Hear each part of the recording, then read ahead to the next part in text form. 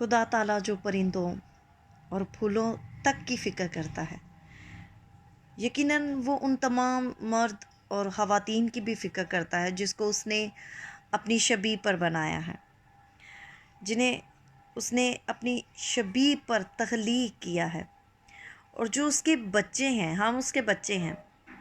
اگر وہ تمام چھوٹی بڑی مخلوقات کی فکر کرتا ہے تو ہماری کیوں نہ کرے گا؟ وہ ہمارے لیے بھی مہیا کرے گا۔ جس نے ہمیں بدن دیا ہے، کیا وہ لباس کو ہم سے باز رکھے گا؟ اس نے ہمیں قیمتی زندگی عنایت کی ہے، اور یقیناً وہ اسے برقرار رکھنے کے لیے ضروری خوراک بھی ہمیں دے گا۔ آمین۔ یہ صحیح ہے کہ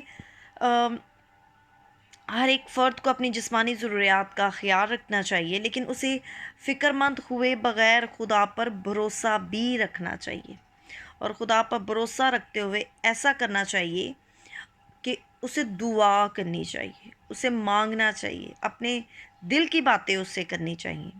اگر ہم پر فضل ربی نہ ہوتا تو سب کے سب غیر ایماندار ہوتے، ہم بچ ہی نہ پاتے۔ یسوع نے ہمیں ایک بنیادی حکم دیا ہے، اور وہ کیا ہے؟ وہ یہ ہے، بلکہ تم پہلے اس کی بادشاہی اور اس کی راست بازی کی تلاش کرو تو یہ سب چیزیں بھی تم کو مل جائیں گی۔ God bless you all.